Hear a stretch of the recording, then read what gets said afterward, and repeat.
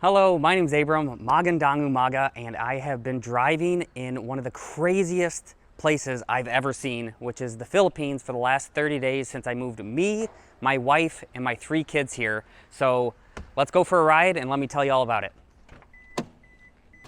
All right, right off the bat, one of the things that's helped tremendously with driving in the Philippines is actually getting cameras installed in my car. So I have a dash cam and I have like a reverse camera that's constantly recording, which gives me it gives me the ability to record so, no nonsense happens. But also I have a lot better visibility, and that is key if you're going to be driving here. Another thing I did is I upgraded my car to have Apple CarPlay, and this dash wasn't originally here, but it was like $200 or $300. It gives me the ability to have the Waze app, which is the GPS you want to use in the Philippines, as well as do things like listen to music, Audible, things like that. One of the things that's really helpful is to have someone that already knows how to drive around and understands basic things here, like Guapo. He can help. And that's super helpful because they'll tell you things like, turning off your headlights means this, or you should take this route because it's faster, or this is the best way to merge, or whatever it might be, versus trying to just do it yourself. Because to get your license here, if you have a driver's license that's in another country, a valid driver's license, as long as it's in English, you can just convert it. You can convert it to a Philippine one, so you never actually have to take their driver's test, essentially.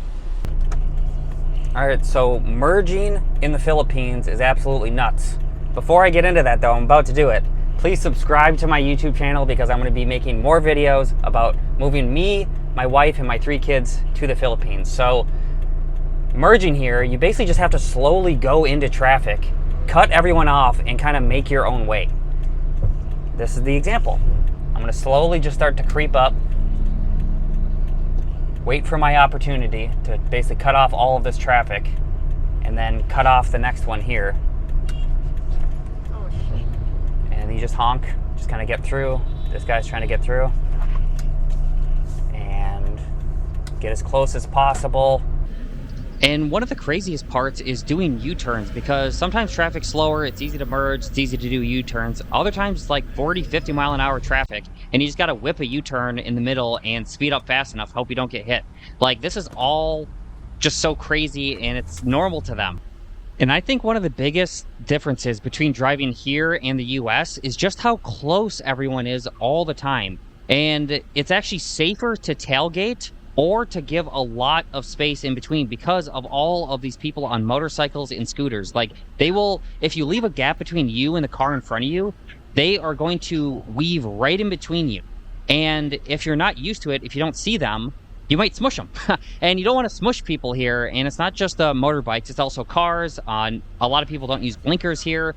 And it's just like they're so used to the chaos, and if you're not used to it, if you aren't coming from the Philippines and you aren't used to it, you have to adjust to them. Like, it seems like everyone here generally drives pretty safe, all things considered, because I really don't see many accidents, which is just like mind-blowing to me. But it's all because they grew up with this. This is all normal to them. Like, even probably seeing this footage, if you're from the Philippines, you're like, oh yeah, that's normal. But coming from the US, I'm like, holy crap, these people are so close. I have constant anxiety that I'm going to hit one of these people that's walking on the side of the road. One of the other very different things you'll see driving in the Philippines is flooded roads. So we got hit by a typhoon since I've been driving here. And if the roads flood, they're like, oh yeah, just drive right through it. Even if it's like a foot deep, they'll still like drive through it. And the motorbikes, the scooters and stuff, the people will just pull over and they'll put on like a raincoat and they'll keep driving their motorcycles in the rain, which still seems incredibly dangerous to me. But once again, they're used to it. I'm sure they're doing it as safe as possible, but it's still a crazy thing to see, and even more reason to be extra careful while you're driving here. All right, so they say the traffic in the Philippines is really bad and you have to like wait a long time. It's not that bad. I mean, might have to wait a little bit, but at least I get to learn the Tagalog course with that Pimsleur thing I talked about in my last video.